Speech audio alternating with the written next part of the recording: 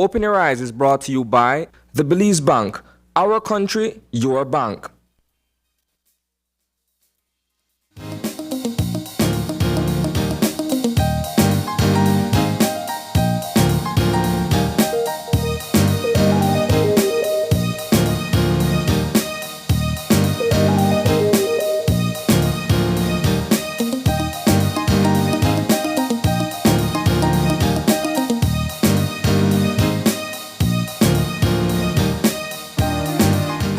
Good morning and welcome to Open Your Eyes. Start your morning right. I am April Martinez. And I am Asana Cayetano. Good morning, Belize. Happy Monday, happy week. It's the 29th of August, 2022. We're on the final week of August, and my gosh, it has been long. I mean, I just tell you, I don't know about you, but I feel like this month just dragged on 5 weeks, and it doesn't seem to end. We're still on the 29th. Well, if we're looking for any silver lining in the cloud that was August, is the fact that perhaps parents got an extra week if they wanted to do final preparations for sending their kids back to school. Considering the fact that it's a 5-week month, right? So yesterday, my brother sat us down, right, for a family meeting. And he said, I want to talk about what we're going to do for our last week of summer. And I said, only you have that?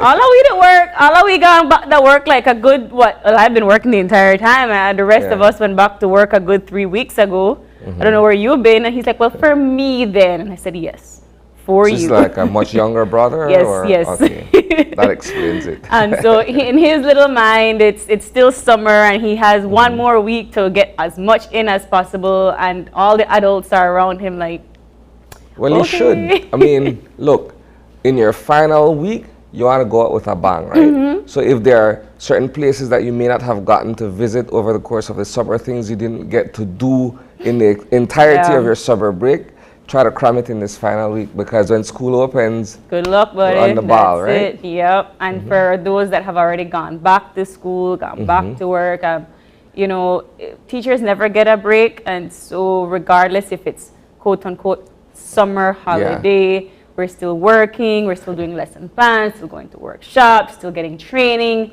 meetings. Okay, don't do the entirety of your schedule. I'm just saying, and everything else in between. I'll say this though, I'll say this, right? It's a beautiful feeling being outdoors and seeing kids in uniform going back to school. Yeah. It hasn't been this way for the better part of 2 years, right?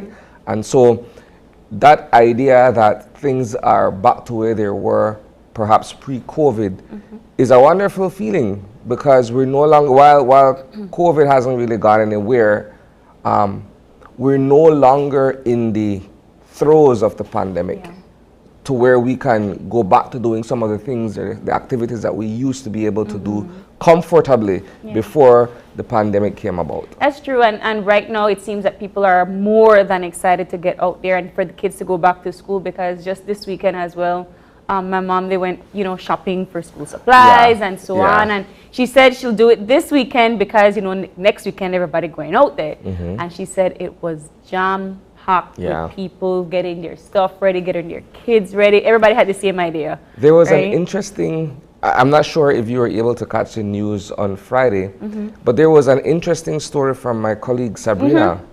I saw it, yes.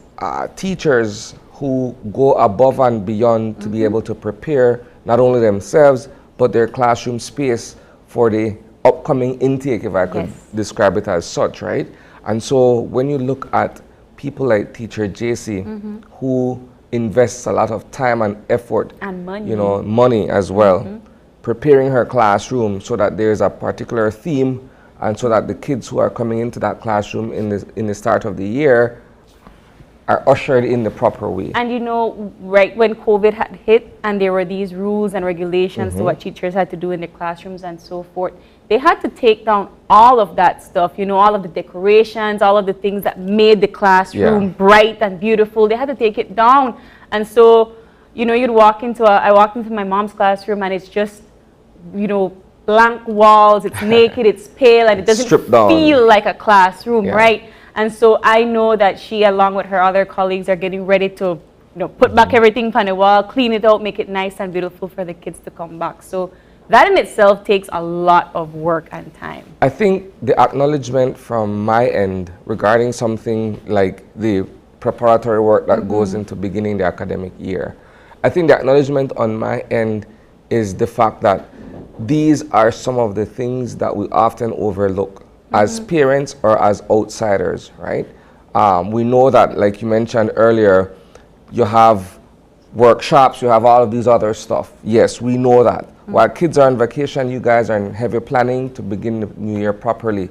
But what we don't get to see as often is all of that that you're seeing there, with the teacher actually being inside her classroom and getting all the nuts and bolts tightened ahead of the new school year. I think parents got a taste of what it's like during the pandemic, and just a little taste, in terms of how you prepare and how you teach your kids and so on. But I think that kids are ready. They're more than ready. They're excited to go back. I mean, we're social beings, Asani. We need that interaction to a certain degree. No man is an island. Not everybody wants to be alone. But for kids and that developmental stage, that interacting and getting to know people, that is how you learn the world. Precisely. Yes. Good. So while we're talking about being ready, well, I'm ready for September, right? Oh. And this past weekend has finally sunk in that, yes, we're fully back outside. Yeah. So while we've done other activities outdoors, Easter, the music and food festival and other stuff, I think one of the perennial events has been the Sir Barry's Belikin Bash, right? Yeah. And to be out there, I was only able to attend one of the 2 nights, right? So I was out there on Friday, and the warmth of being around people once again and being able to celebrate in the manner in which we did over the weekend, again, too, is proof that, we're kind of coming out of it all together and going back to where we were once before. And I think with Sir Barry's Belikin Bash preceding Carnival, which this year is at the very start of the month, which is this Saturday, actually, we're having the Carnival. You know that August done, the time feels accelerated. Yeah. But yeah, so, being out there and watching people and getting that vibe and that energy from people, it's truly going back to where we were in terms of looking forward to September, in terms of engaging in all these other activities of nationalism and that sort of thing. I'm excited. I think that we're covering some parts of Juve. We're covering some parts of Carnival. Yeah. And all I have to say to my team at Channel 5 is make sure you drink water and mind your business, because they are hot. Oh. Well, the mind your business part is going to be a bit difficult, right? Right, because you have to go mind people's business, for true. You'll have all of these people who are scantily clad, right? Of all shapes and sizes. So it's going to be difficult to stick to water only. Says like a very true journalist, indeed. But no, I mean, I think that everybody is excited. I'm excited. I can't wait to see what everybody has in lined up. And I think for this past month, we've kind of been gearing it up, talking about who's going to be doing what. I think there's going to be a patitas eating contest in Corozal at some point. It's going to be loads of fun. So I am excited. So wherever you are in this country, I know that there's a September celebrations out there happening, planning, and we'll get the calendar up when the time comes. Yeah, so we gotta acknowledge the work of the National Celebrations Commission in terms of being able to put together this schedule and being able to accommodate as many of us who are interested in participating in these activities in the month of September, upcoming month of September. We'll have that right here at OYE and on our newscast at night. So we've got to get into our show for this morning and motivate you some more after that September celebration. Positive Light. Continue to motivate you with our eye opener for this morning. Your eye opener is taken from dailyohm.com, and it goes like this. Don't forget to enjoy the beauty right in front of you. When it comes to the things we want, there always seems to be an endless list. No matter how many times we get something off that list, we add new things to replace it. In life, this drama of wanting and getting and wanting is all part of the dance. The things we want motivate us to get up and get them. And yet, at the same time, we can torment ourselves with our wanting, especially when we want something we can't have or can't find it. It is in cases like these that it might be fruitful to entertain the idea that maybe what you really want is right in front of you. Maybe you are using this desire you can't fulfill to distract you from truly engaging blessings you already have. You know, it's the classic case of wants and needs, right? You have to make sure that you have that. You have to have a list, right? Do I really, really want this? Or do I need this? Or do I really need this? Or do I just want this? I look at the eye-opener, and you're perfectly right. I look at the eye-opener from a slightly different perspective nonetheless, right? And I've always used myself or my experiences as the examples from which I draw from to illustrate my view on the eye-opener. For someone like myself, if I consider gift giving or being on the receiving end of someone wanting to give me a gift, for them it's the most difficult thing because what could I possibly want? I have more than what I'm blessed, right? And so it may be difficult for that individual to say, what can I buy for his son, or what can I give his son that he doesn't already have? When I was younger, more materialistic, I would accept anything, right? Or if I want something, I go out and purchase it myself. But as I get older, I realize I set aside needs and wants. But if someone was to offer, I'd say, you know what, there's nothing that I need but good company, good conversation, time well spent. To me, it's intangible, but it's the best gift that I would accept from someone, right? Because at the end of the day, while you can attach sentimental value to physical objects, which is fine and everything, for me, I realize that because I'm a people person, I cherish time and physical presence more than I actually do material objects. But it's something that I had to learn as I go along, right? And so in reflecting on the eye-opener, while it speaks to the things right in front of you, I look at that from a quite literal point of view, right? Yeah, it's well, actually don't forget to enjoy the beauty, right? In front of me. I like that. I think I'll piggyback on that. I'll take Asani's one and say that is the catch of the eye-opener for today. But moving on, we have to get into our weather for this morning, which I should hope that it was sunny skies. It was a little bit damp when I was driving into the city this morning. I don't know if you guys There were early showers this morning, actually. There you go, but it meant dry, them up. So we get into our weather for this morning with folks from the Met Service. And I hope that they're going to tell us that it's going to be a sunny day today, even though I already feel like every time I ask for sun, it never happens. So I think I'll just stop us. We're still in the hurricane season anyhow. Good morning. Hi, good morning. How are you, Crystal? I'm good, thank you. All right, Crystal, I hope you're ready to tell me that there'll be sunny skies for the rest of the week. Okay. She doesn't tell me that, no. So what's the general situation? The chuckle alone tells you that you're not going to get what you want. So what's the general situation for today? Okay. Relatively clear conditions will prevail today. Then an increase in moisture is expected tomorrow as a tropical wave approaches. Oh, so definitely no sun. 24-hour forecast. All right. Sunny with some cloudy spells today and then partly cloudy tonight. And showers or thunderstorms will be isolated except for the chance of slightly more developing inland today. Then a few showers and thunderstorms will affect the south tonight. And the temperatures are highs and lows? Okay, 89 along the coast for today, 94 inland and 82 in the mountains. Then for tonight, 81 along the coast, 73 inland and 68 in the hills. And the winds? East to southeast at 10 to 20 knots, and then the sea conditions will be slight to light chop.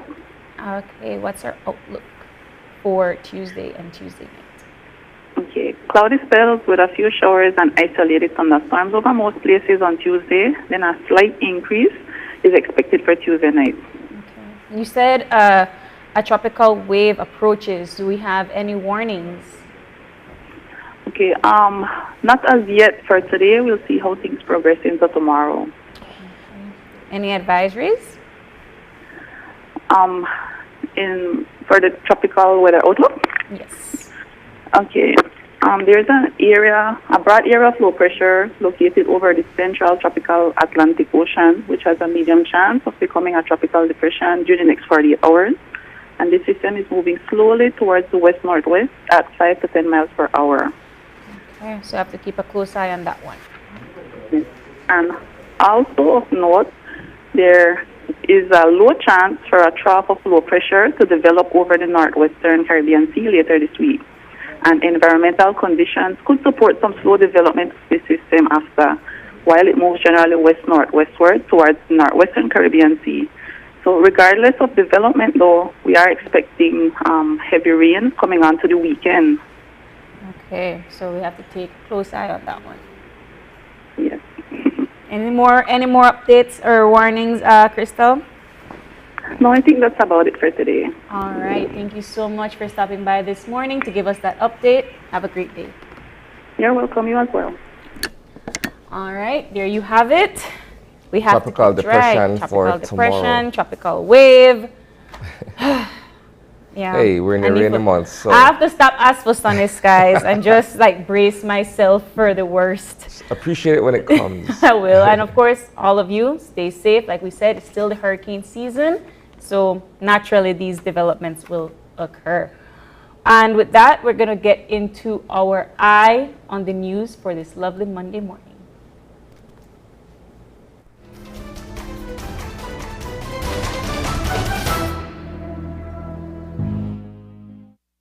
The Upper House meets today, this morning, in Belmopan, where I think primarily what will be discussed and subsequently voted on is the $38.5 million debt that is owed to the former principals of the Belize International Services Limited.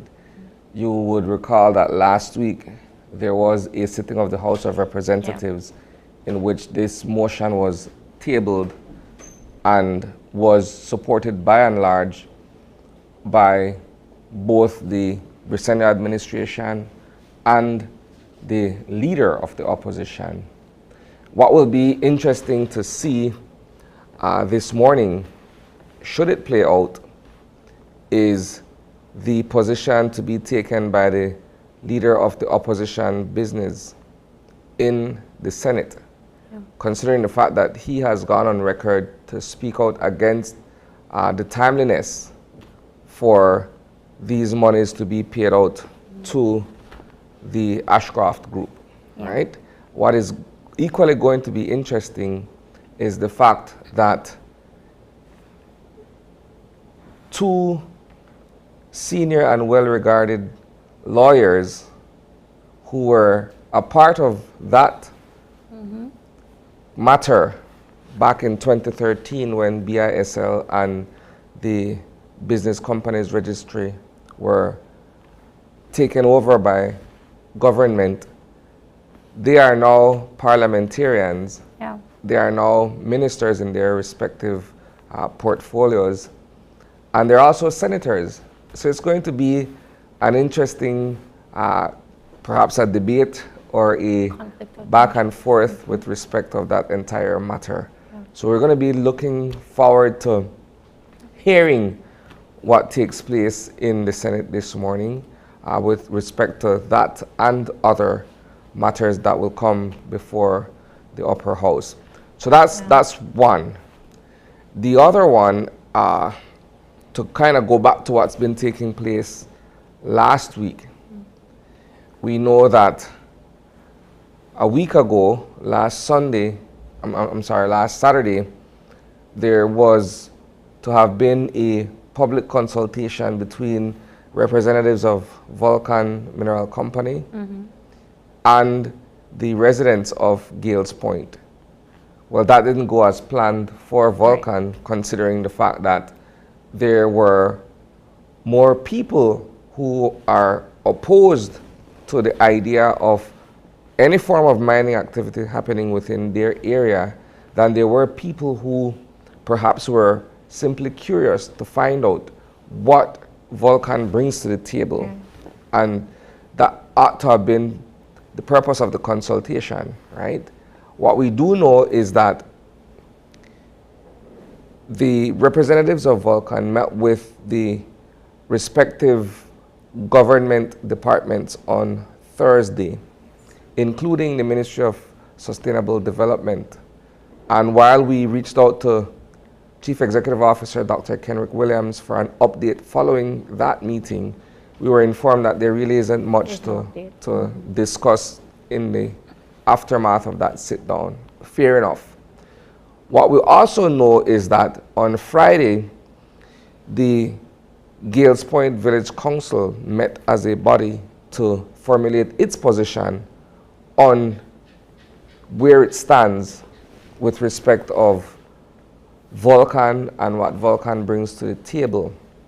This, of course, is in the backdrop of a letter that was sent out by Vulcan, which included additional job offers to residents of Gales Point and surrounding areas, right?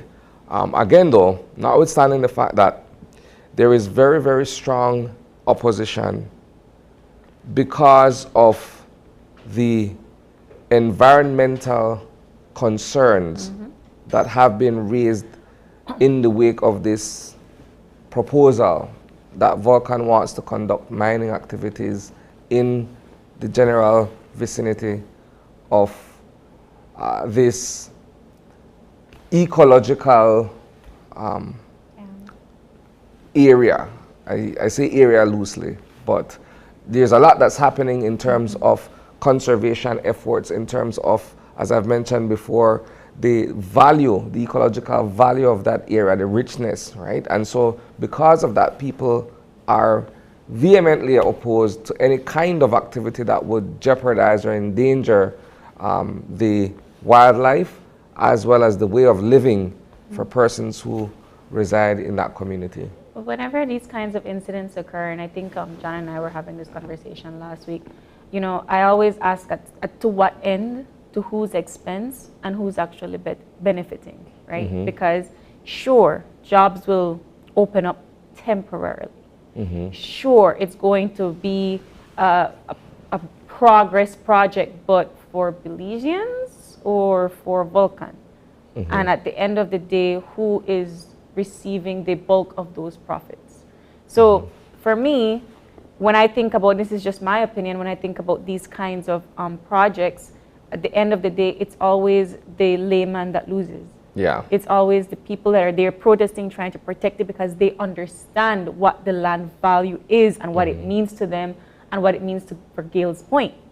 So they're the ones that will predominantly lose because, like I said, those jobs opportunities are only there temporarily for them to do the mine. They're not miners, you know?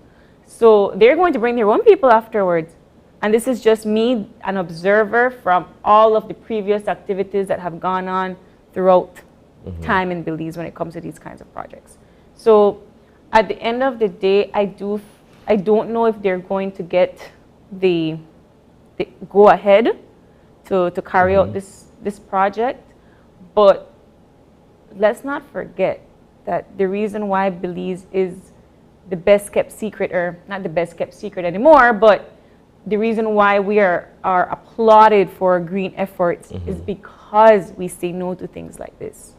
And the world doesn't need another mining company to progress. It needs to plant trees. And this is me, a tree hugger, saying yes, that we need to sustain ourselves better and to reduce the amount of fossil fuels that we take up into the air. But apart from that, those people that live in Gales Point, Manatee will not benefit from this.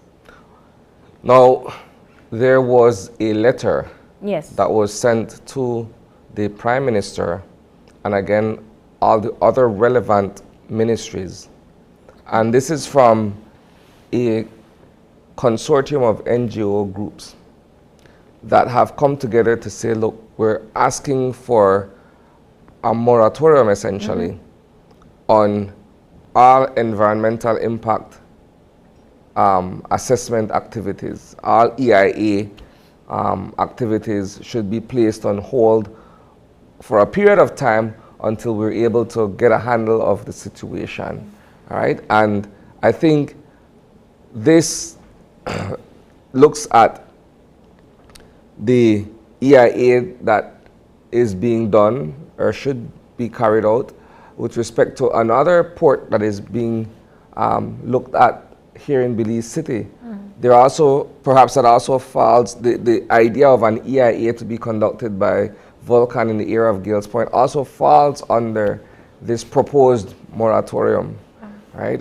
It'll be interesting to see what position the government takes on this letter, this request from the NGO community with respect to this temporary stay on EIAs. We were just boasting the other day when we were in Edinburgh, right, about how much Belize has done in terms of saving the environment and reducing the level of fossil fuels.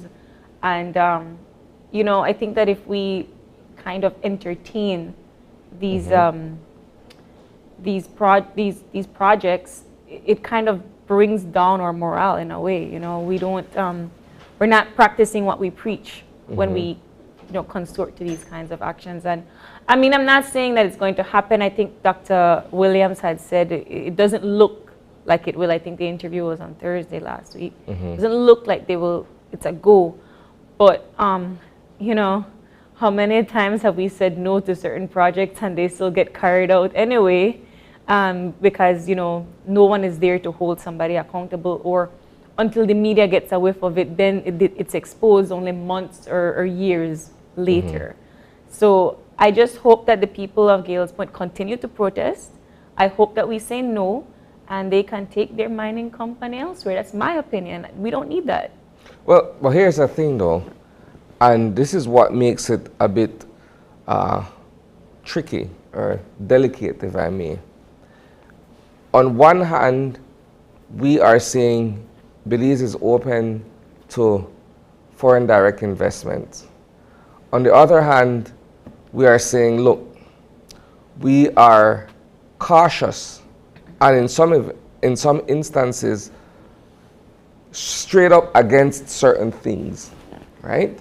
So how the matter is dealt with, I think the outside world would be looking at to see, look, this was, while there may have been very serious concerns and objections, it was handled properly. In other words, there are still processes that ought to be followed. Even if we arrive at simply saying no, we need to be able to carry through certain processes so that the outsiders, the multinationals and what have you that are looking at Belize as perhaps somewhere that they would want to invest, they could say, well, you know what? Yeah, we could understand why they objected, but they followed certain protocols. It wasn't simply no for no's sake. Right.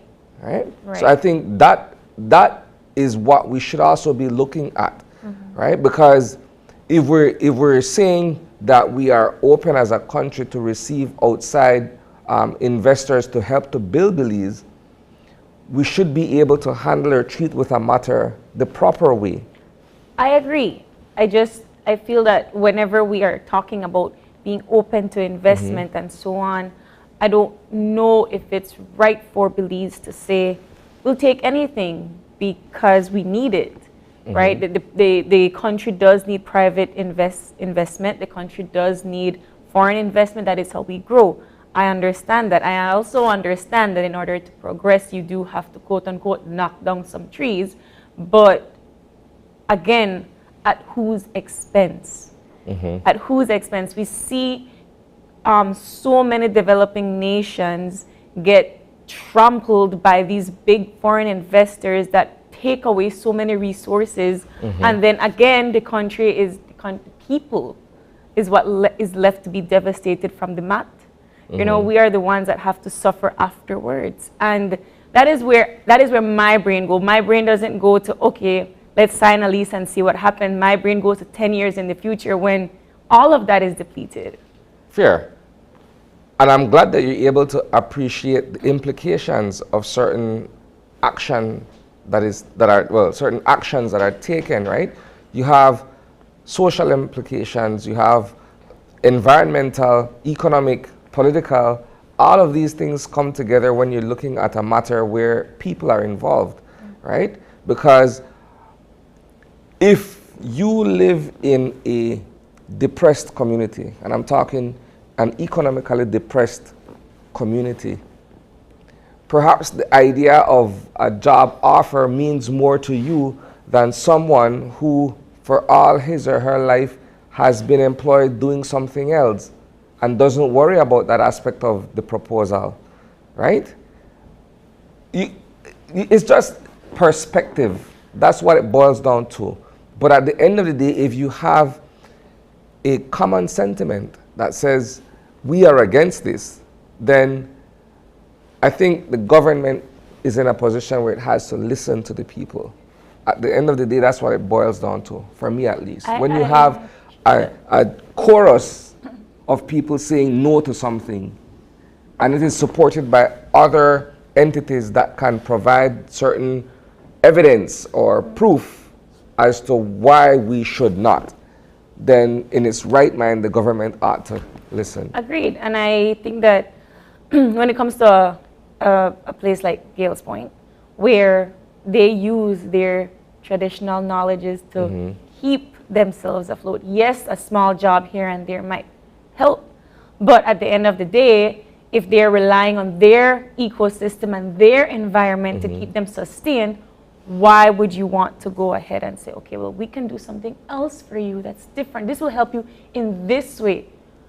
If they are not asking for that, and if they are quite sustained in their environment that you are about to go and break, then you are not helping, you know? And this is where I feel that the masses and the lines get crossed and they get so blurred, because what is poverty? How do you economically sustain a village?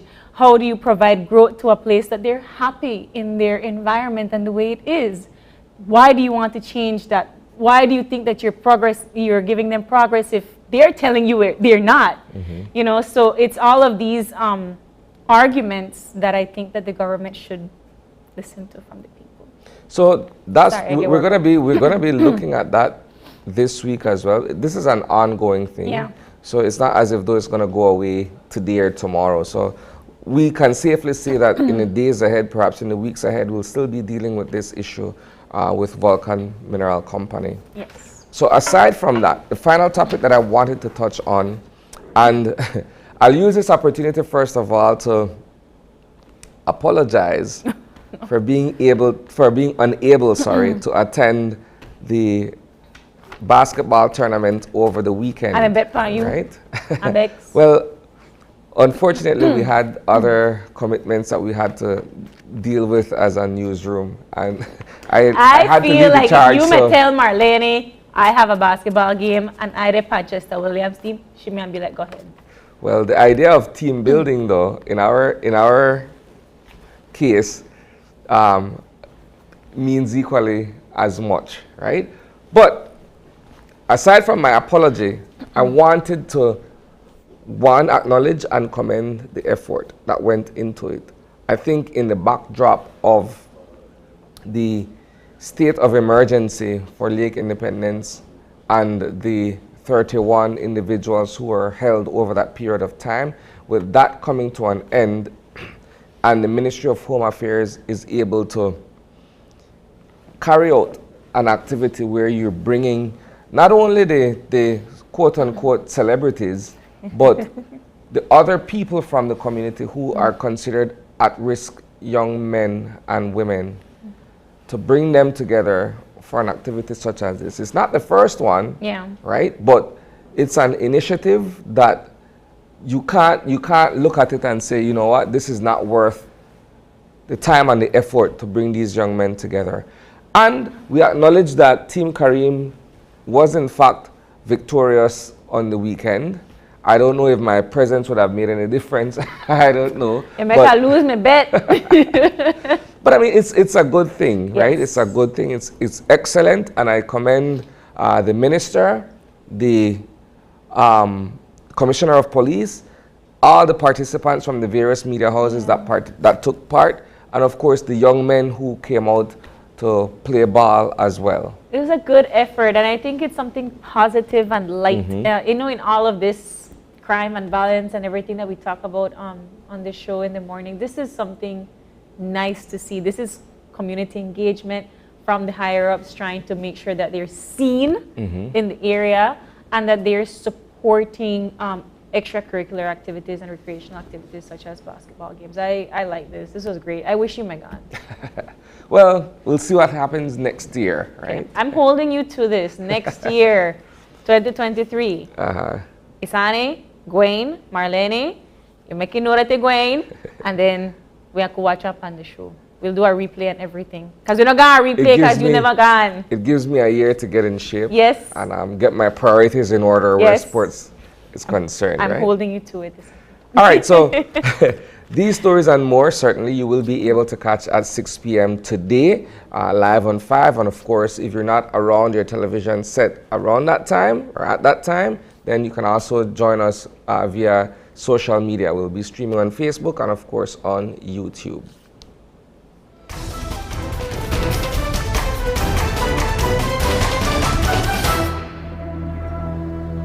We got to get moving into our show for this morning. We have two wonderful conversations, starting with the Rotary Club of Belize. They'll be here to talk about the Gift of Life project. It's one of my favorite conversations. All right, our second conversation this morning will be with our friends from the Orange Walk IT Vet. Of course, they have been on our show on a number of occasions promoting the various courses that they have to offer for residents in the north. So that will be our second segment this morning. Before we get into all of that, of course, we're going to take a short break and we'll be back with the Rotary Club of Belize. So stay tuned.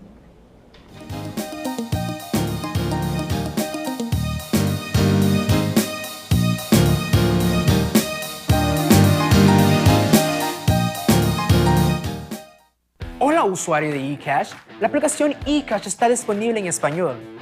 Cambiar el idioma de tu aplicación de eCash de inglés a español es rápido y sencillo. Déjame mostrarte cómo se hace. Primero, abre tu aplicación eCash. Introduce tu PIN. Toca el icono More en la parte inferior de tu pantalla. Selecciona Security. Selecciona Language. Y luego selecciona Spanish. Vuelve a introducir tu PIN y ya está. Tu aplicación de eCash está ahora en español y puedes seguir disfrutando de tu cartera digital eCash. La aplicación eCash de Belize Bank te hace la vida más fácil.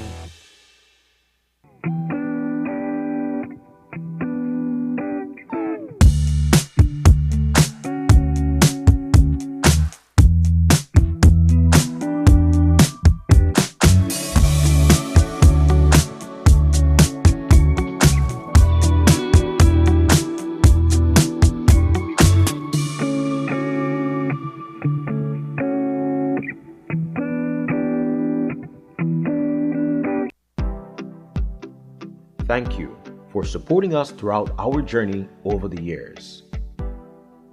Thank you for helping us to expand and improve our products and services.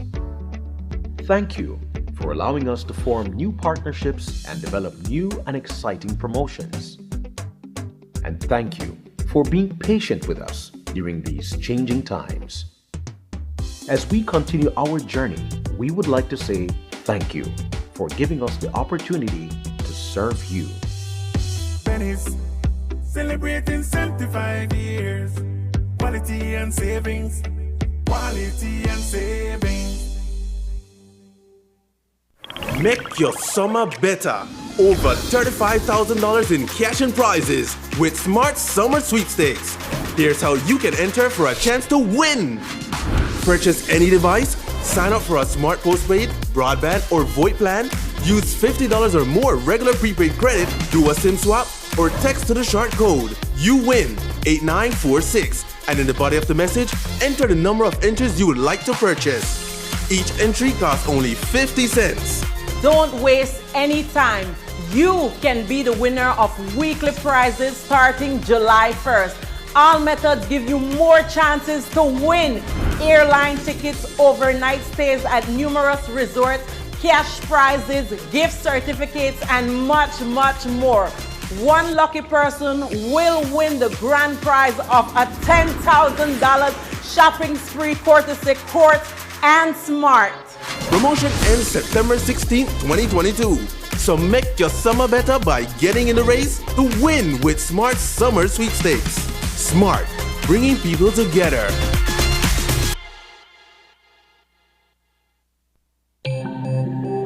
Great Belize Productions Channel 5, proud winner of 9 Caribbean Media Awards for 2021.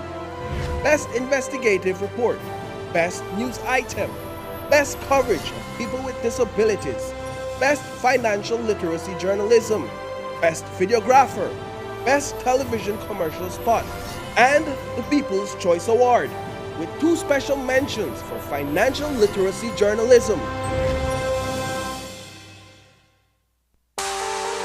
Your Tuesday night entertainment is back. KTV The Remix Season 4. KTV. Come on out and win fabulous prizes and the chance to compete in our halftime challenge. Tickets are available at Channel 5 on Coney Drive at $3 for children and $5 for adults. Mask will be required. Or you can watch it live on Channel 5 or streaming on Facebook. The show starts at 8 p.m. at the Bliss Center for the Performing Arts. KTV The Remix Season 4. It's hot, it's live, and it's only on 5. Are you looking for low-cost television advertising? Have we got a deal for you? Advertise on Channel 5's Daily Classifieds.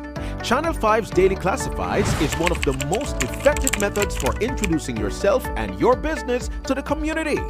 Use our Daily Classifieds to recruit employees, promote specials, promote your products or services, promote a business opportunity, increase traffic to your website, and advertise items you have for sale. Let us help you to save valuable time and money.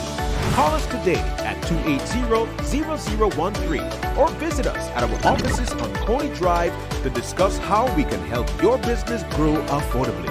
Channel 5 Daily Classifieds. Advertise today.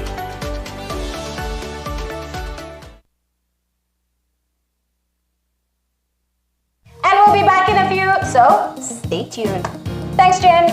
Hey there, we know you have to head out to work shortly, but don't forget that you can stay tuned by watching us on our Facebook live stream. Find us at Open Your Eyes BC, and you can continue watching there. You can also download Facebook Watch on your streaming device, and you can watch at your own convenience. And for all the behind-the-scenes fun, follow us on Instagram at OYE Belize. So, find us and follow us today.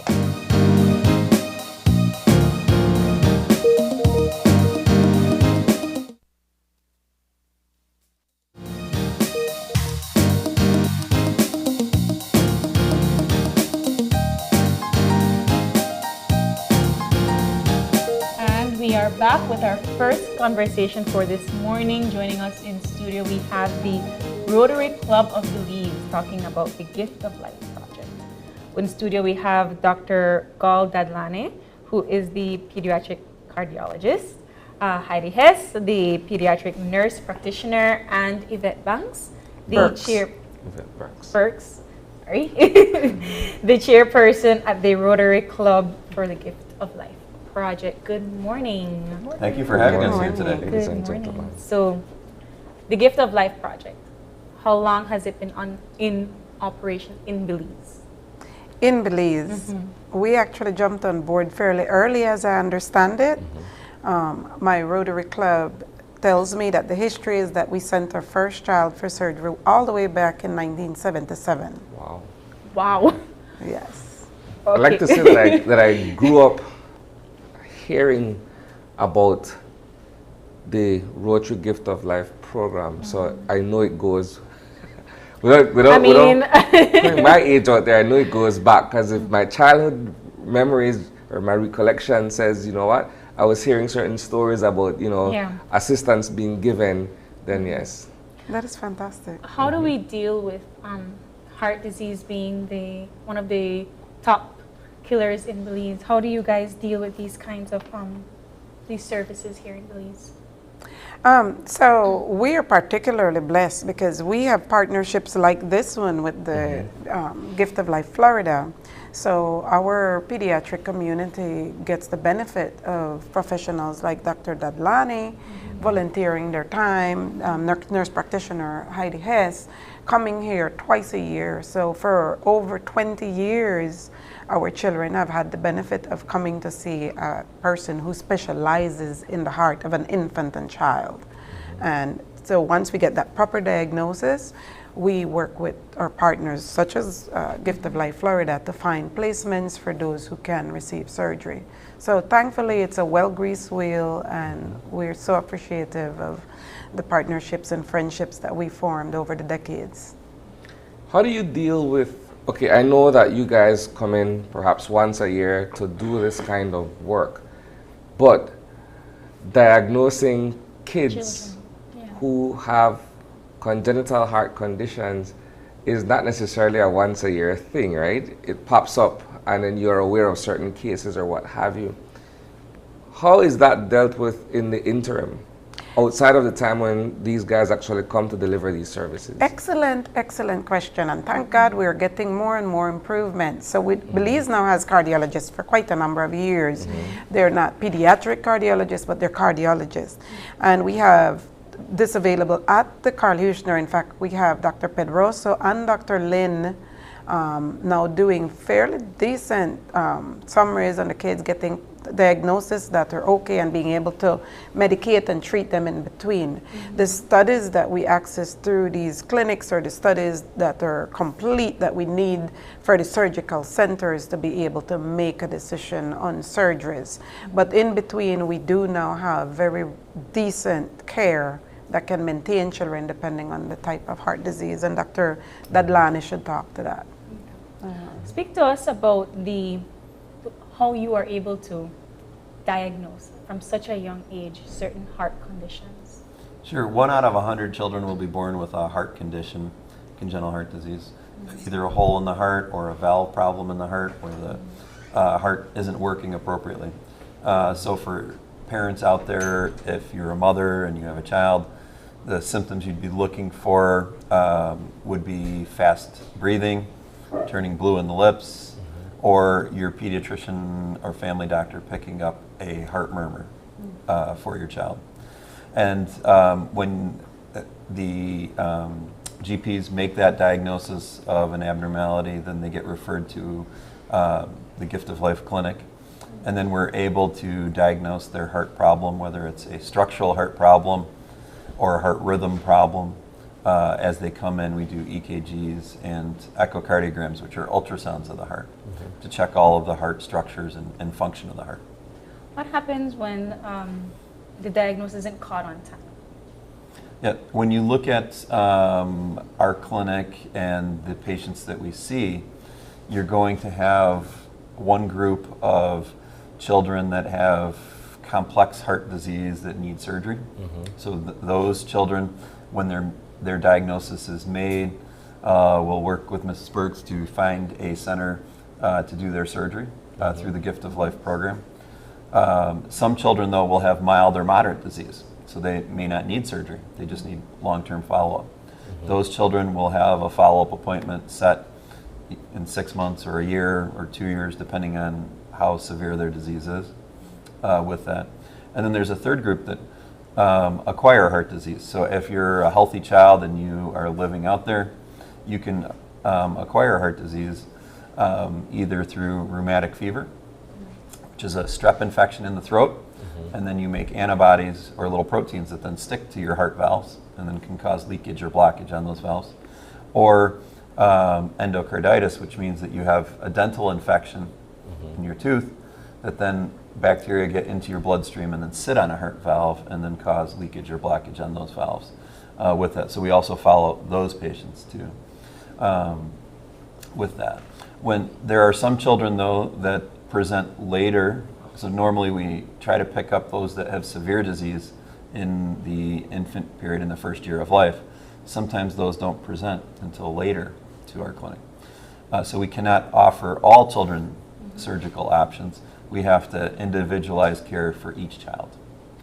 Beyond the medical aspect of what you guys do as part of this program, my question, and I'd like to direct this to Heidi, how did you get involved, and what's the sense of satisfaction for you on a personal level being able to provide this kind of care, being able to assist in the manner in which you do? Well, I love coming down to Belize. I met Yvette close to 22 years ago, just happenstance, met her. And I'm a Rotarian in Florida, and so I've been part of the Gift of Life program, and we had been receiving children in Florida from all different countries. But when I met Yvette, she invited me to Belize, and I've been coming here ever since. And the gratifying part is seeing these children that we have had surgery on, and then they come every year for their annual checkup.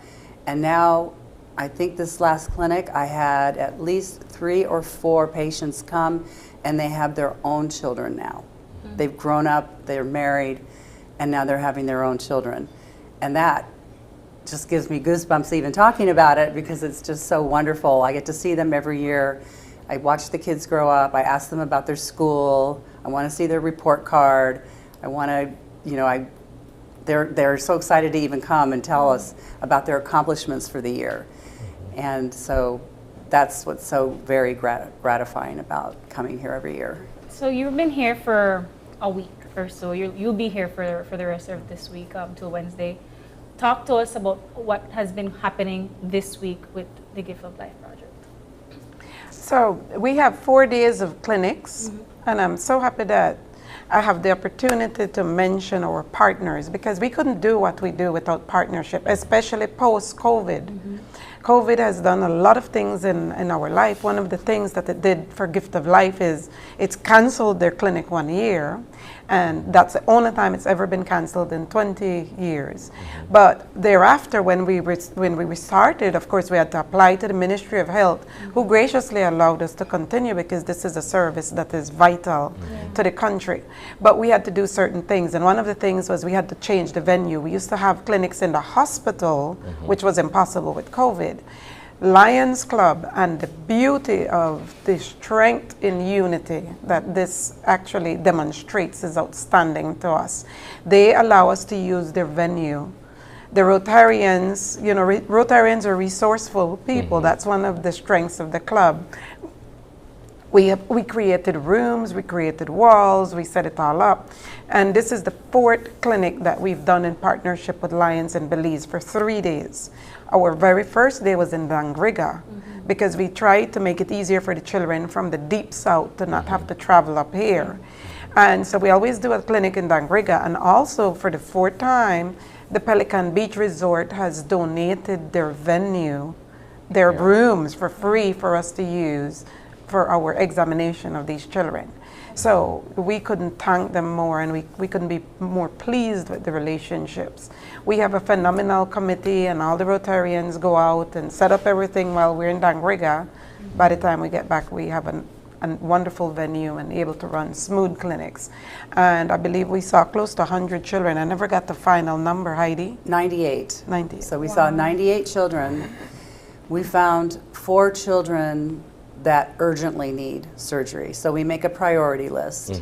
We have 4 children that we will be working over the next week to send their records out that are high priority. And we probably have another 5 or 6 that can still wait. We can take our time and get them to a place for surgery. We also have 16 children that we are hoping we are going to see again in October to have procedure right here in Belize. And at Carl Huesner Hospital, they have a new facility inside the hospital called a cath lab. And there are some procedures that we can do in the cath lab to close holes or to make valves bigger without making an incision in the chest. And so we have a group of children lined up for hopefully this October to have this done for the first time. So we're very excited about that.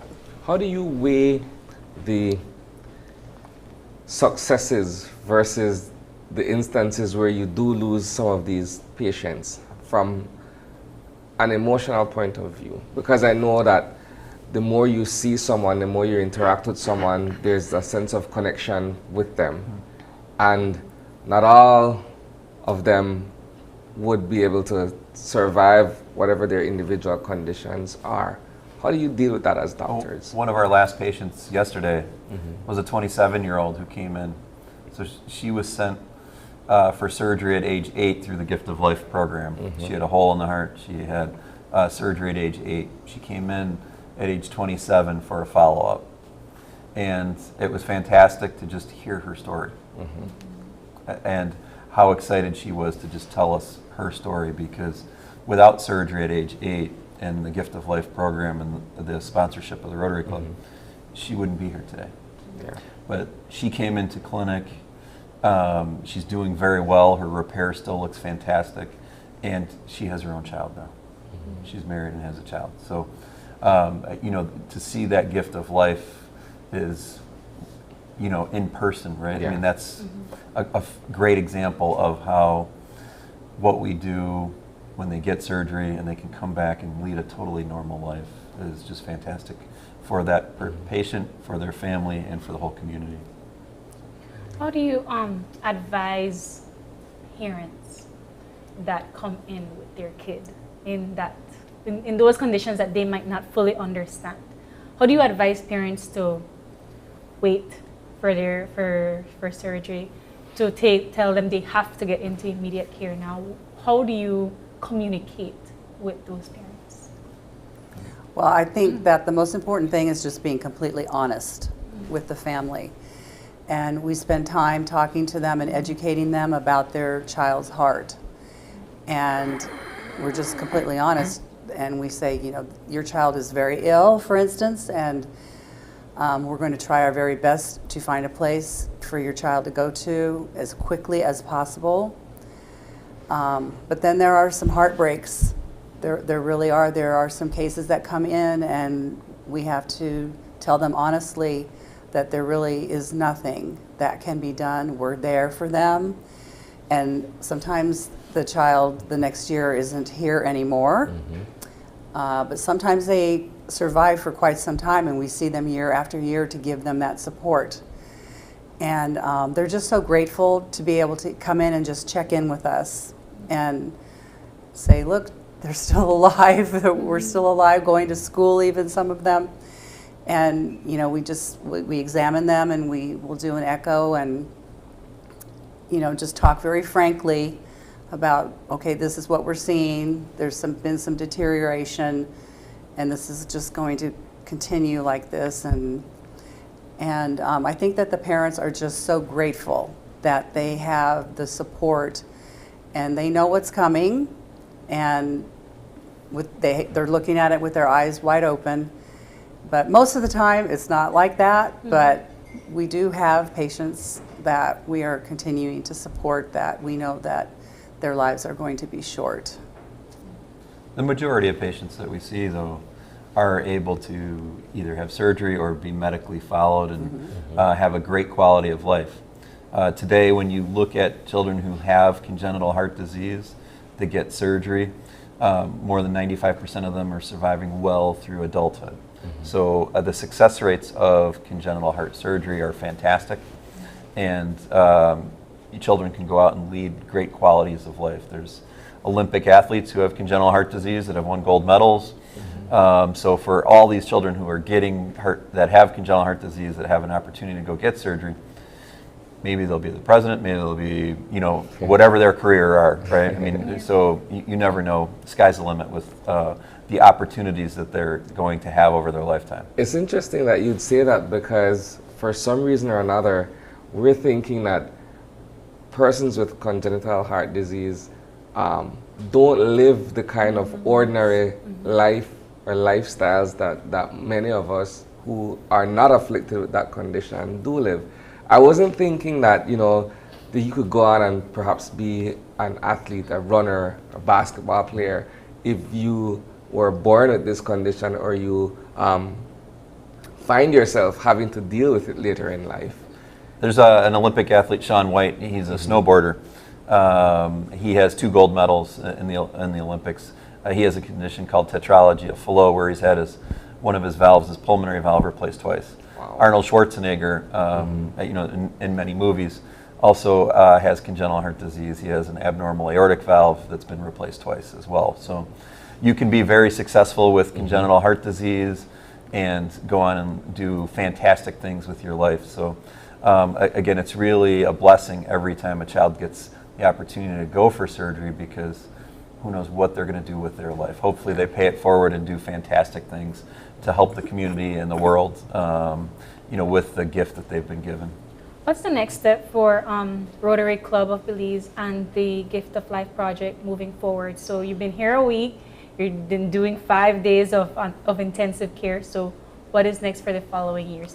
So as Nurse has said, this stage, even though they're not seeing patients anymore, is vital, because this is the putting together of the list, and this is so wonderful because he will tell us. We don't make a decision about the priority, about what's possible, and so on, and together the decision will be made about how to go begging, and you know, whom should be first, etc., etc. And then once the child is accepted, and we are always optimistic that they will be, this accepting center will tell us when the child can come and all that is set up. In the meantime, we speak to the parents, and as Nurse has said, the urgent thing and the important thing is to ensure that the communication is clear and honest. And so the parents should be working on getting passports, taking the children to check the dentist, etc., etc. So we have 2 things going on. One, the big one is getting the CAT program going again. So we have a lovely doctor who's been here before and did procedures here before, planning to come at the end of October. All being well, we will have many of the children with minor conditions, smaller issues that are possible to be done at the CAT lab, done here locally when she is here, and that will just be fantastic.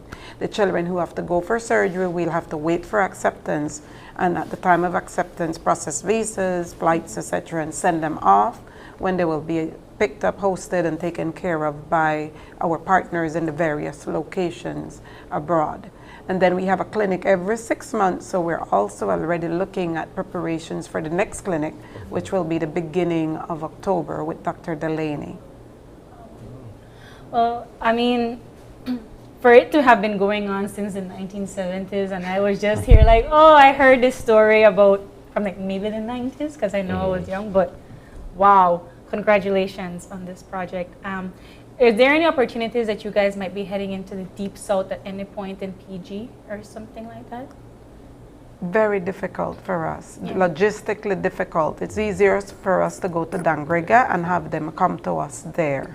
And the way we've been doing it now with the appointment system, I want the parents to know from the Deep South that we set it up in such a manner that the children from the furthest location are seen first. Okay. So if you had to get up at 2 o'clock to catch a 4 o'clock bus to get to us, it's okay. We'll try to ensure that we'll see you by 9, 10, so that you can turn back and get home before dark. Okay? So we'll do the best we can. And if you really cannot make it, if you're really having a problem and you're told that your child has to see us, please communicate. In fact, as I always say to the parents, if you don't have credit, text me and I'll call you back. And how can they get a hold of you? We have a website that has a lot of information. We have a Facebook page. Everybody seems to have that these days. We accept messages and stuff. We have an Instagram account, and parents or physicians can call 610-3890. at any time. The numbers are listed there. There is no, this is very important for me to say, Rotarians are volunteers. We are 100% volunteer. There is no established secretariat for Rotary. So we are Gift of Life, individually, through our offices, whatever. And so contacting Rotary, the information, for the need that you have from Rotary is at the office of that individual Rotarian. So on the website, the numbers are listed, the contact is listed, and I would like to thank our local physicians. We now have such responsiveness from our local physicians. And Dr. Dadlani and nurses were talking about how wonderful it's been that the children who came to us this clinic, all the new children who were referred, had a reason to be there. And I mean, the doctors heard something, saw something, found something, and they, each of our wonderful pediatricians, told us, can this child come to your specialist clinic? This is so important. And I have to ask parents, don't only take your child to the nurse for the vaccination. Take your child to an actual doctor at least once before that child is 1 year old. Because you can't see, a lot of times you cannot see a cardiac condition in a child. A doctor has to hear it or find it. Okay? You agree with that, nurses? Yeah, I think that of all the children that we saw over the last 4 days, I believe we might have sent 4 or 5 away saying, there's nothing wrong. I mean, your child's completely normal, there's nothing. 4 or 5 out of 90? 90, yeah. That was not the same case 10 years ago. 10 years ago, I might have been sending out 20 to 30 of people that were just walking in and who just said, I think maybe my child has a heart problem. But the pediatricians here are now, I see the level of their competence in their examination. I'll be listening to a child, listening to their chest because they have heard something, and I have to listen really hard to hear, and my goodness, they caught that. And sure enough, the kid has something. And so I'm really impressed with how much they have improved in their examination. Well, are there any final thoughts, final words from Rotary or from Gift of Life? I would like to thank the incredible network that makes this possible. Like I said, we have Rotary, who is our parent company. I'd like to thank the public. The public plays such a vital role. They support our fundraisers. We're always out there trying to raffle a truck or whatever barbecue else. sale. Whatever. Well, we don't do barbecues anymore. The Sunrise Club does those. But yes, all Rotary does good. We do good projects. But anyway, and the public supports us, but also even by sharing. If you share information, that helps a child, because a lot of times Belize has wonderful resources for children, but the public just doesn't know. So by sharing the information, that is helping. So there are different ways in which you can help. And our committee, I was reminded to say thanks to the wonderful committee the other day, and I need to thank the committee. It's so difficult to think of all the names of the committee members. They know who they are: Friends of Rotary, Rotarians, Wives of Rotarians, wonderful people who have been a vital part of making this work. But recently we've also had our past patients coming back to help, and that's been phenomenal. We love that. We love to see them paying it forward. So, and thank you as well for the opportunity to be here to inform the Belizean public about this opportunity. So we hope to hear from you again in October to see the highlights from that visit, right? Okay, well, thank you all so much for dropping by, and we hope to see many more kids get the Gift of Life through the Gift of Life program. Thank you for having us today. We appreciate your hospitality. Thank you. And with that, we're going to take our second break, and we'll be back with our final segment for this week. So stay tuned.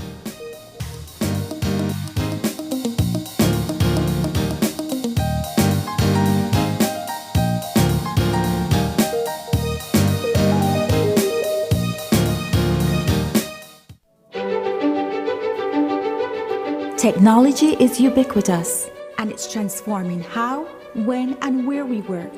Fulltech Systems is placing award-winning devices in the hands of information workers, allowing them to work without compromise in a world without wires, to innovate, create, and to maximize productivity anytime, anywhere, satisfying the needs of the desk-centric remote and field worker and every other worker in between.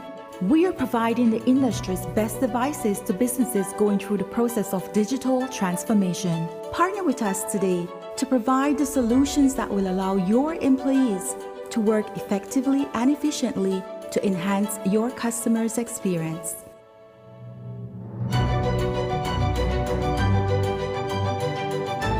Fulltech Systems, your technology center, where you'll come for the price, but stay for the service. Hi, I'm Chef Sean Quillen. I love cooked fish fillet, and I prefer to get my fish straight at the fish market right here at Conchel Bay. But you see, sometimes you come out here and you don't know what you're getting. The fish has no label, it has no patch of skin. But don't worry about it. I am here today to teach you how to avoid fish fraud.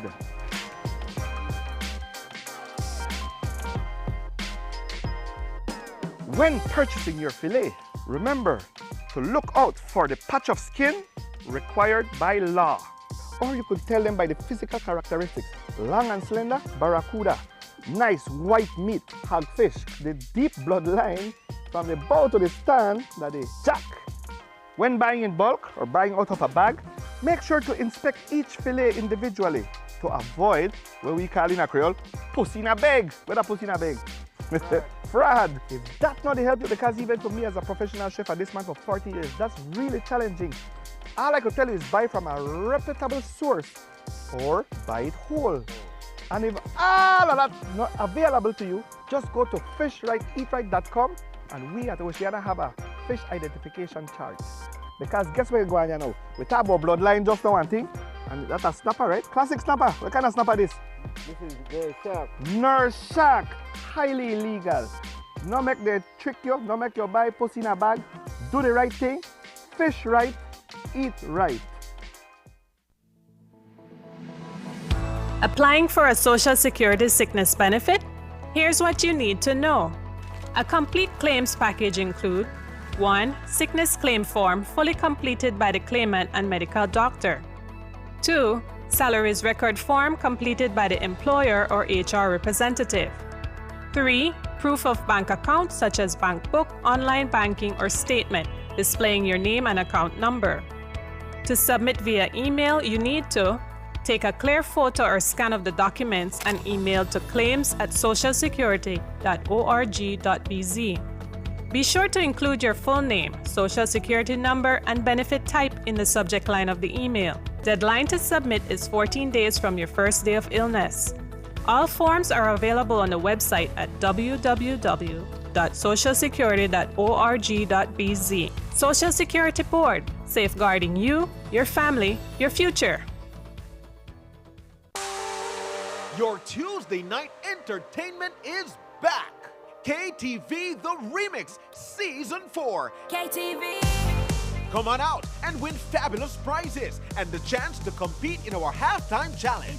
Tickets are available at Channel 5 on Coney Drive at $3 for children and $5 for adults. Mask will be required. Or you can watch it live on Channel 5 or streaming on Facebook.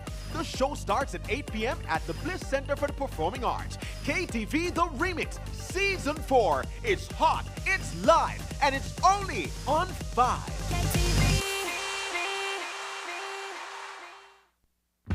With eCash, bill payment is extremely convenient, and all utility companies accept eCash payments. What's even better? You get to split bills with your roommates, siblings, or whoever you desire. Simply open your eCash app, go to Bill Pay, tap the respective utility company, enter the information, and pay the bill. Then tap the transaction made. Tap Split the Bill. Select Evenly. Send the request to who you are splitting the bill with, and get notified when they pay. Talk about making life easy and avoiding confusion. You can split the bill for restaurants, grocery stores, and for any eCash payment you make. To find your next yummy meal, hair treatment, or chill spot, simply open the app and utilize the geolocation service to see nearby businesses that accept eCash. Geolocation and bill payment make life a whole lot easier.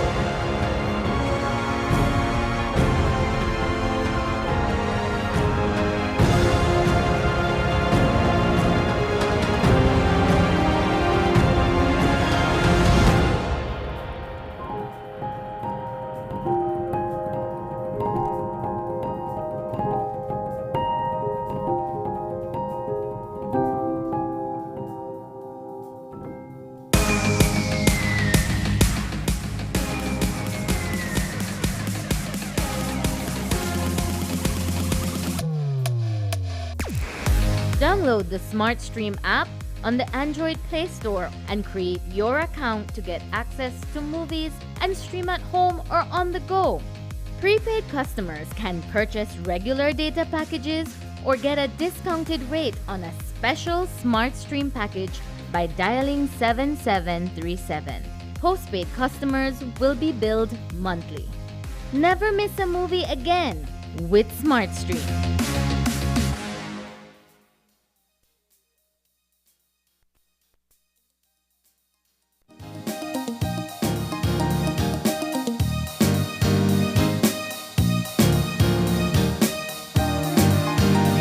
And welcome back. Our second segment this morning is with our friends from the Orange Walk IT Vet. They're here with us to speak about certain programs that they will be rolling out at the end of this week.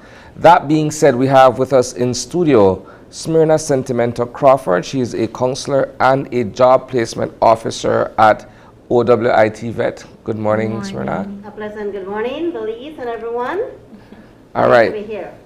And she's joined by Josette Espadas, no stranger to our set here at Open Your Eyes. Josette is a librarian and she's also the audiovisual technician at the OWIT Vet. Ladies, good morning. Good morning, and thank you for having us back. Oh, you decorated our set, so thank you. Okay, ladies, so let's talk about the Orange Walk IT Vet. You are here to promote the opening ceremony and as well as talk about the curriculum that you have for this year. It's been 2 years since we've been out because of the pandemic, and we're back to start off with a bang. Yes. As we have normally done in the past. This Friday we're having our grand opening ceremony, which kickstarts our training cycle 2022-2023. It's a ceremony where both parents and our new trainees are invited to come to campus, where we have guest speakers. This year we're pleased to say that our guest speaker will be our CEO, Ms. Diane Mahia. We're having presentations. We end off the ceremony with a tour of our campus, where both the parents and the trainees can see and get a feel of what it is that they're getting into for the new school year or the new training cycle. We take them around and show them everything. Many a times it's the first and only time that the parents have a chance to come and actually see where they are investing in their sons or daughters' future. Yeah. And where they are investing in Belize's future, in building our nation. So that is the gist of our opening ceremony, and it's part of our orientation process. Because then after on the Monday, we have what we call our orientation then, which is only for our trainees, when they get to learn the ins and outs of the institution, what is expected, what is not expected from them. But it starts off with this big bang. It's like our birthday, we celebrate every year. And as I said, for the past 2 years, we've been dormant. We did have our orientation in the past, but it was done virtually. But the opening ceremony was put on hold because of the pandemic. So this year, we're excited to come back to campus. We're excited to meet and greet our trainees and our parents. Talk to us about what's different this year. this semester? Well, what's different this year, as with every training cycle, are our program offerings. Yeah. This year we're continuing because we started in 2019 with what we call our technician programs. Sadly, because we went into virtual learning, it kind of kept us back a little bit, not to the extreme, but a little bit. But we're continuing with our technician programs, where our trainees learn 2 trades that are interrelated, and at the end are being certified at level 1 as a semi-skilled, and at level 2 with a higher level as a skilled, and at level 3 where they become then a craftsman in their trade. We're continuing with that this year, as I mentioned prior. We do have some courses that we introduced last training cycle. One of them is our general construction program, where this is teaching you construction as it said, but from the bottom all the way up. So from the foundation to the roof, you're learning everything that has to do with construction, both with cement and with lumber. We also have what we call our property and facility maintenance program, which teaches our trainees, as it says, about property and facility maintenance. They are learning how to keep all of these beautiful new buildings that are up in Belize, the upkeep, which is very important. They also learn a little bit of electrical, a little bit of air conditioning and plumbing, a little bit of masonry. So they're well-rounded when they go into the trades. And these trades are trades that our employers in the resorts especially look forward to. Because instead of having to employ 2 or 3 persons, they can employ only 1 person who is skilled, who is well-rounded, and can come and give service at their institution. So there's one more trade that we also introduced this year, and that is the home repairs. Okay. The home repairs has to do with carpentry, and they also take electrical, and they do plumbing. So this is one of the new trades that we're introducing this year. And we can say that it's going to be a successful one because, you know, like what Mrs. Paras is saying, our liaison a lot with the industry has actually guided ourselves as an institution to see what program is in high demand, what the industry is needed at the moment. And we can say that close collaboration with them has been very helpful to our institution. And like how Mrs. Paras has said in the past, when we started, when I was in 2009, when I started in 2009, we started offering only 1 trade. But after collaborating and liaising a lot with the industry, we noticed that our trainees needed to be more viable for employment or reach the industry needs. And what they were asking is that they need to be more versed in other trades, not only 1 trade. So that's where we started to introduce the track system, which at that time was 3 trades, or at the cost of 1. So it's like our triple up form at that time. But then, further liaison with the industry, we needed for them to have 2 solid trades. And that's where in 2019, that's where we started with the technician programs. And that's what we're following, the CVQ standards, which is BM vocational standards, qualification standards. And that is what we're gearing for, to prepare our trainees so that in the future they can also be able to work not only in Belize, but also be a very viable employee in the Caribbean as well. Now you're responsible for assisting with job placements once these students have completed the course. Yes. What has that been like for you in terms of being able to identify perhaps the best fit for these graduates? Over the years, because when I started, we only used to work with companies within Orange Walk. But then we saw the need that we need to further or go out district. And that's where my manager and our team, we took an initiative to start to market our institution, marketing is one of our biggest things for the Orange Walk Heights event. So we started to visit different companies, not only in Belize City, but we went as far as Placencia, Hopkins, Cayo, Belize City, San Pedro. We went and we took that initiative to visit these businesses, industries, and resorts, so that they can be partner with us, so that when our trainees finish their training cycle, they can go on the job training, which for us on the job training is the first step to employment.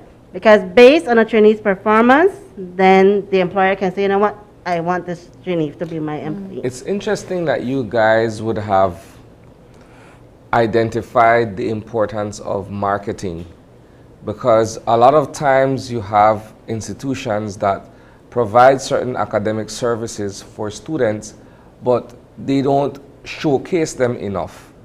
So essentially the students are left on their own to be able to either find a placement for themselves thereafter, or to be able to advertise in a manner of speaking what they have learned over the course of the program. That is one of our taglines. When somebody enrolls with us, we tell them that, well, we explain the entire process, that if it's a Fort Farmer, somebody coming out from Fort Farmer, Sixth Farmer, even university, these persons go straight into the trade. So they have a selection of the technician programs that they want to take. For example, if they want to do auto mechanics technician, which is a combination of auto mechanics and welding, of course those are intertwined. We explain to the student or to the trainee that they need to go for on-the-job training, and most of the times that is a secure job. Unlike when we went to regular high school or regular sixth form, they might send you for an internship, but that's it. At the end of 4 or 6 weeks, it's not a guarantee that you get a job. With technical vocational institutions like the Orange Rock ITVET, a job is more secure than if you go a normal academic route. And marketing is essential. We are a young institution. We're just entering our 16th training cycle, as opposed to many other educational institutions around the country who have 50, 60, 100 years of existence. And they all started somewhere like us, where they would come out and promote and promote and promote and have everybody realize who you are, what you have to offer, which is why invitations like what happened today are very essential. Everybody needs to know what we have to offer. Branding is very important. You can see the items that we brought here, everything has our logo, everything is a standard color. So if you see somebody walking down the street with an eagle and a circle around, you can say, well, that is Orange Rock ITVET. I've seen that before. And then the conversation starts about what we have to offer. So marketing is very important. Branding is very important. Nothing is better than word of mouth, though. Of course, if our trainee goes somewhere and performs to the best of their ability, Miss Sentimento liaises with industry or the employers, and they talk to their friends maybe somewhere else, you know, I got this good trainee from here, then phone rings, I am so-and-so from this business institution, so-and-so told me that you help them, can you help me now? So all of that helps. So what are your expectations coming this year now that you're out and COVID is, well, not done, but your students are coming back? What are your expectations for this year? To be the best that we can and to excel more than what we did in the previous years. Even though we were in the middle of a pandemic, we can say that our training did not stop. We had our virtual online classes, which all our trainees and teachers were doing that. I know it was a bit challenging in the very beginning, but like in anything, we like to adapt to different scenarios, different situations, and I can say that the Orange Rock ITVET, we did pull through. Part of it is that as a technical institution, our training can't be only online. A lot of it especially is hands-on, since we are a trade school, our trainees have to get the practical aspect. So whenever we were given the green light, then that's when our trainees that are studying in the trade came to do the practical only when it comes to their training. And since we're going back to how we were before, we expect that it's going to be far more greater, because different trainees have different learning styles, and some might not be adapting to the only online. They are the kinesthetic ones who have to do the hands-on. So this is going to work far more better how it was during the pandemic. And I could say that when it came to our employers, Mrs. Paras was touching on that as well, is that indeed, I could say over the years, it is our trainees' performance, thanks to the knowledge, the skills, and the ability that they learn at our institution, they were able to impress different employers in the industry. And those employers recommended to other employers. So that we have several companies that have reached out to our institution to recommend employers that we have not worked before.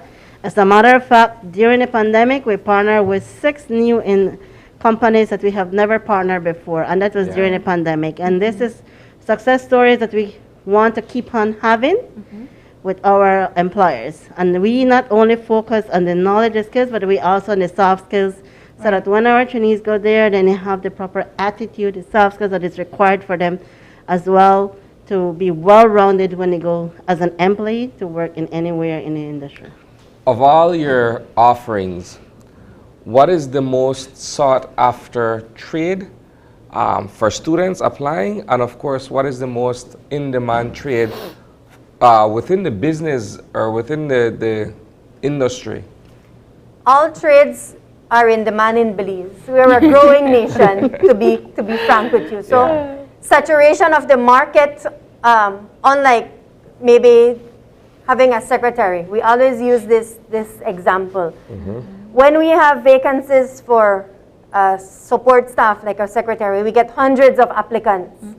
When we have vacancies for a trade instructor, we're lucky if we get 5. Interesting. So the demand for tradespersons in Belize is there. In the beginning, we started electrical and air conditioning and refrigeration were the trades that were in demand. Then auto mechanics caught on in popularity. Welding has caught on in popularity. And now even with the general construction and the home repairs, they are catching on, and the property and facility maintenance. Because as I said, these are people who can become gainfully employed at the end in the snap of a finger. Many big buildings are coming up, many new resorts, hotels are coming up, and they need these types of people. I extend an invitation for you to come and visit our institution. You're going to see that we've been there for 16 years, and we don't look like we've been there for 16 years. Maintenance, constant maintenance is necessary for your buildings to continue looking beautiful, for your areas to continue thriving, and this is where we come in as a trade institution or a training institution. So those are the trades that are most in demand right now. Of course, all of them, computer service and repairs is one that is also in demand, but when it comes to electrical, air conditioning and refrigeration, welding, auto mechanics, and the building trades themselves, those are in high demand. And as I said, saturation of the market, I don't think so, not in the near future.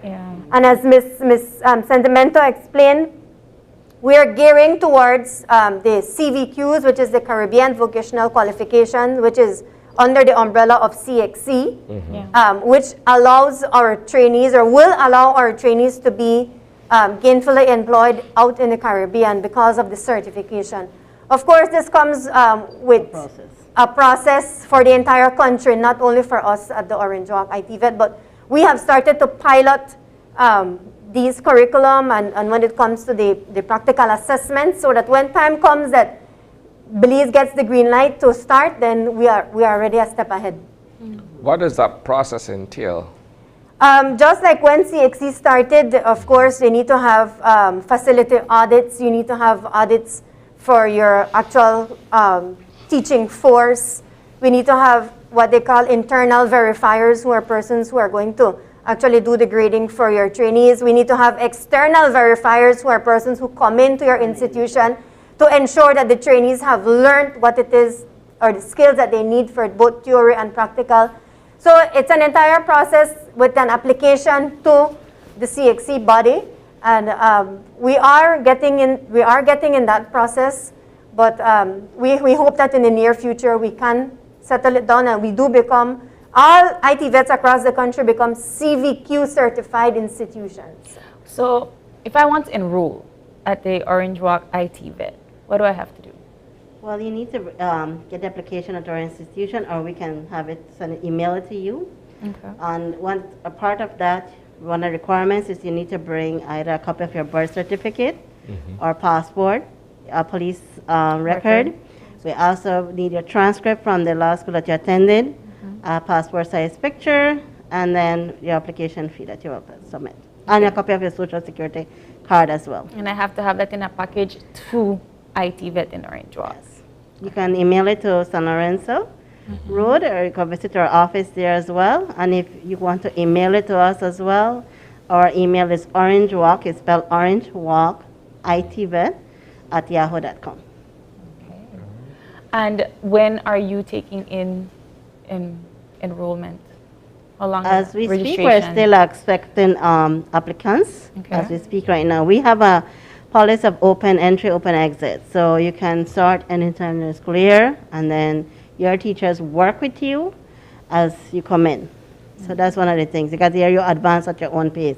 And advancing at your own pace, that means that, okay, I will lamp up and then all the head is going there. No Now, time for advance at your lamping, yeah. own pace means that if you want to go ahead of the crowd, of the class, then you can go ahead and do so. The quicker you finish, then the quicker we can send you on the job training and everything. And what time is your opening ceremony on Friday? At 9 o'clock in the morning. We will begin at 9 o'clock in the morning. No Belize time. No Belize time. No, we Orange Walk IT Vet time, 9 a.m. Sharp. It was there, not there. We start exact time 9 o'clock in the morning. And it's going to be a very grand ceremony, a big bang. We have invited persons in the industry as well to be part of their or past trainees as well. So it's going to be a very impacting day. And of course, events like these, like our grand opening, or orientation, even our Expo and Trade Fair that we have in March, April, is not possible without the hard work of the faculty and staff at the Orange Walk IT Vet. And at the helm, our manager, Mr. Armando Gomez, we must give thanks to him. We must give thanks to our Board of Governors, who is always there supporting us all the way. We must give thanks to the Ministry of Education as well for being there for us, always. Parents, trainees, everybody, the community at large, Orange Walk community, for always having us at heart and giving us their support.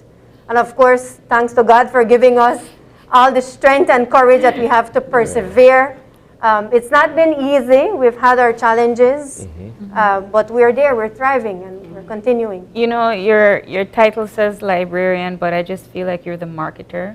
Chief Marketing Officer. Chief Marketing Officer. I've been at the Orange Walk IT Vet for 16 years now, so this is my child, this is my baby, and of course we want to see success always. So. We wish you the best in that. Thank you. Final words?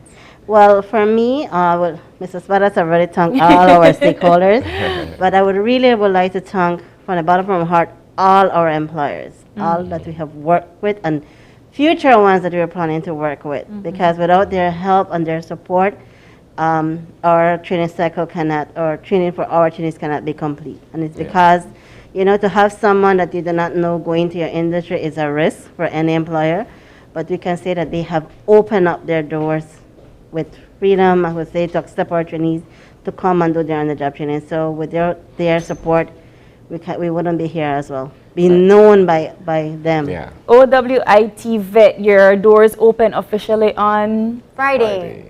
September 2nd, 9 a.m. with our grand opening ceremony. Perfect. And of course, we're extending an invitation to you and the entire country of Belize to come and visit us on Friday. You have to go cover it. Yes. And we'd also like to thank the media. We'd like to thank you guys for giving us these opportunities to be able to showcase our institution, to be able to let Belize know that, hey, we're here, Orange Walk IT Vet, San Lorenzo Road, Orange Walk Town.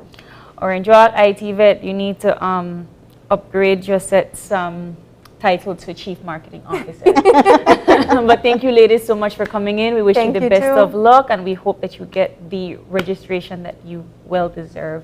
And with that, we are going to take our final break, and when we get back, we'll be wrapping things up. We are live on 5.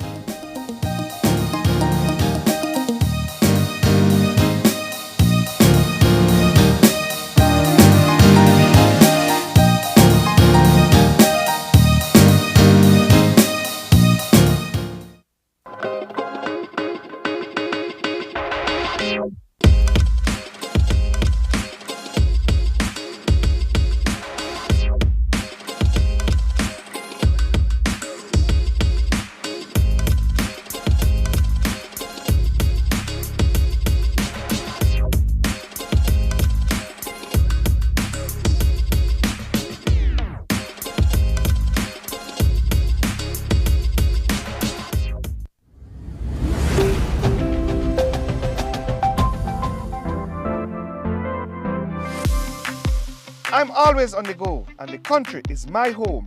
So when I want to get away from it all, I immerse myself with my favorite movies, all from the new Smart Stream app. It's easy to use this service. Purchase your movies from the app and use your mobile data, Smart Stream data packages, or smart broadband to stream and enjoy. Be like me and stream on the go with Smart Stream.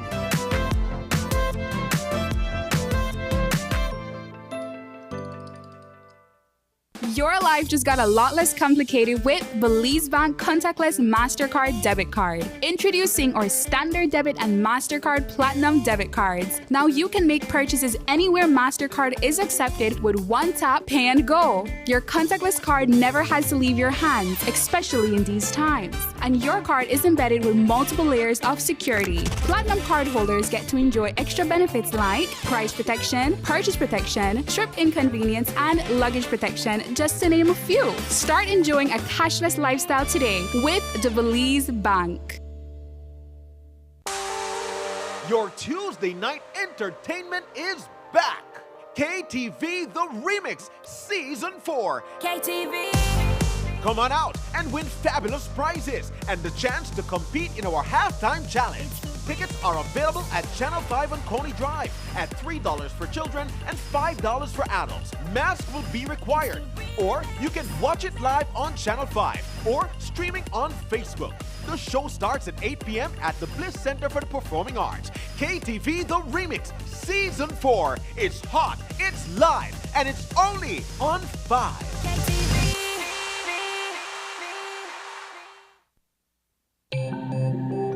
Great Belize Productions Channel 5, proud winner of 9 Caribbean Media Awards for 2021.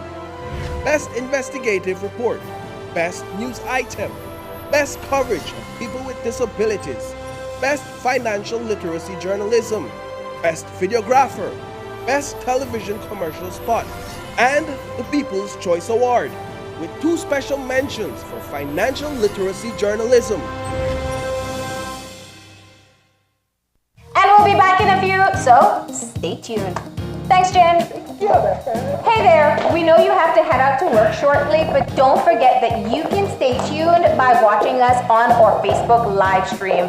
Find us at Open Your Eyes BC, and you can continue watching there. You can also download Facebook Watch on your streaming device, and you can watch at your own convenience. And for all the behind the scenes fun, follow us on Instagram at OYE Belize. So, find us and follow us today.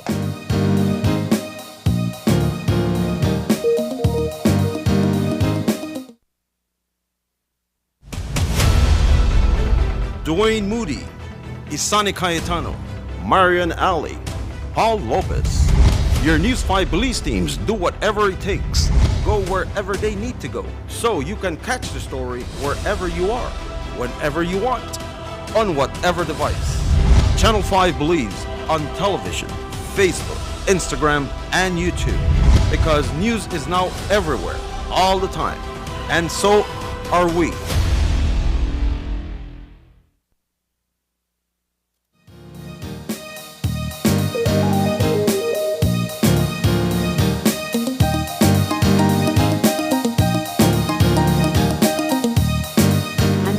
Back just like that. Our Monday is done.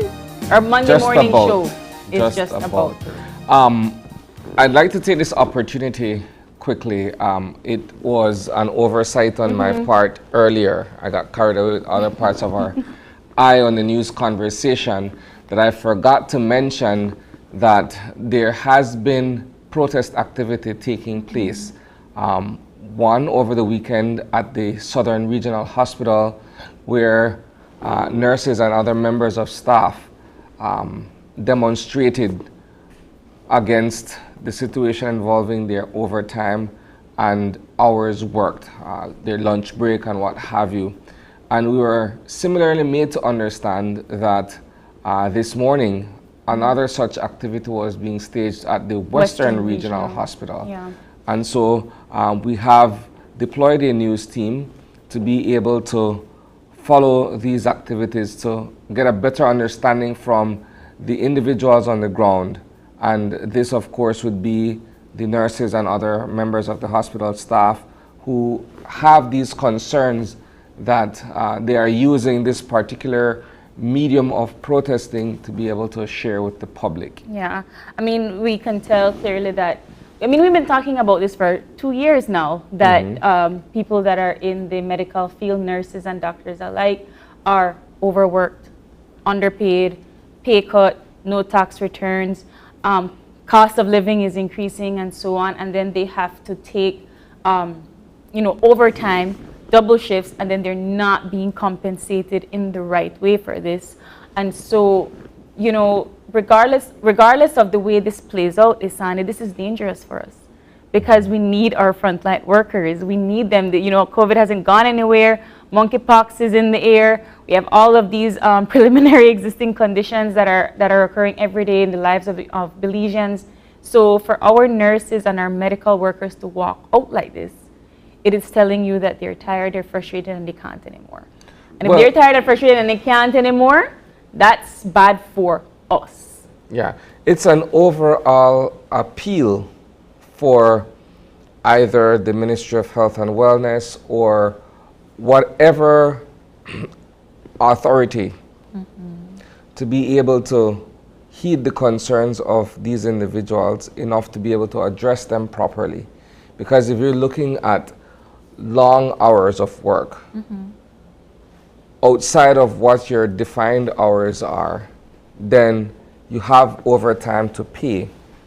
If you're looking at, and again, this is just some of the complaints being brought forward, that your lunch time is halved, or you have to forego your lunch hour, and there's no suitable or adequate way of being able to address what is taking place, then this is the effect of it. You have people who will grow weary of those conditions, and when that happens, automatically persons who are seeking medical services are the ones who are inconvenienced by this, ultimately. And rightfully so. We already don't have enough staff on the ground as it is, and we saw that during the pandemic. There was not enough persons to assist, and so naturally, because there are not enough persons to assist, you increase the working hours, right? And if that particular medical culture hasn't changed in the past 2 years, and it's only going to get worse, then we do have to listen to what our nurses and our medical services are saying, because we do need them in the front lines. One of the flyers that caught me was this one. It says, "Give us our money back. The nurses work hard to earn it."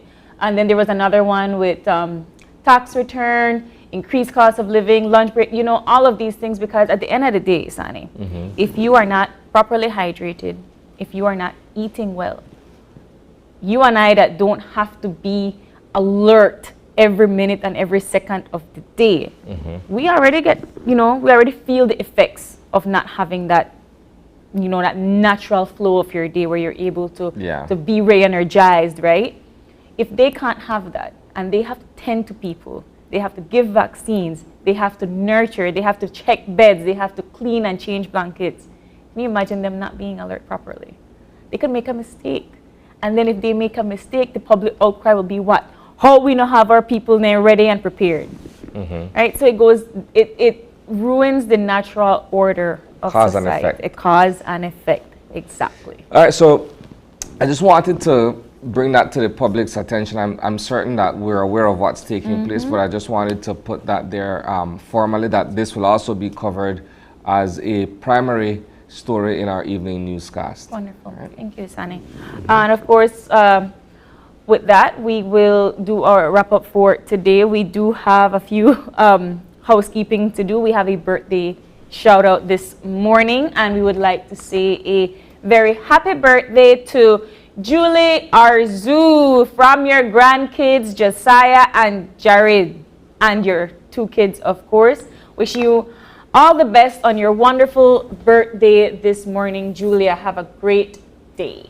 And of course, we'll take this opportunity as well to remind our viewers and persons living in Belize City that tomorrow is our finals for the KTV, the remix. Yes, yes. And of course, we will be able to share with you who the winner will be tomorrow night at the Bliss Center for Performing Arts, which means then that you must be able to purchase your tickets if you want to be in attendance. All right, and of course, you know, we had the contestants last week and they were all anticipated, eager for this night, so we can't wait to see. I hear the judges now sing.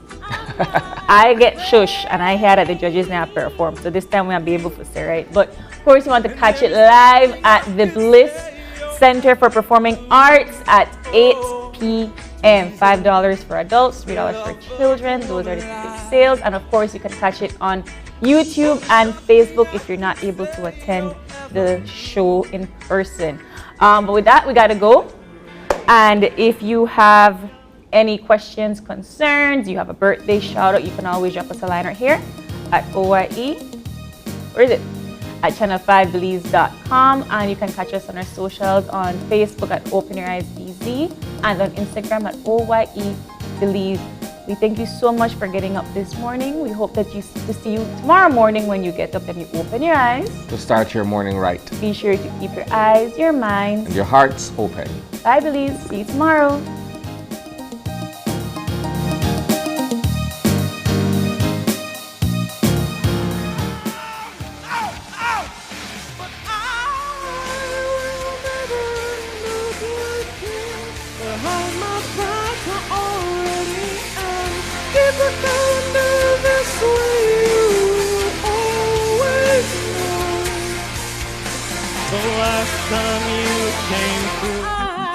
I'm not afraid, no. If them a come, let them come, cause I'm protected by the Most High One. Hey, hey. Oh yeah, yeah, yeah, yeah, yeah. Wherever I'll be, across the 7 seas, you're always on my mind. Distance don't mean a thing, but many said we aren't meant to be. We're like flames in the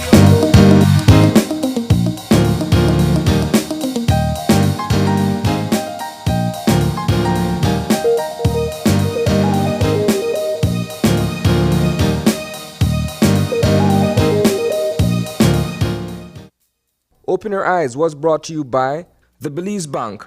Our country, your bank.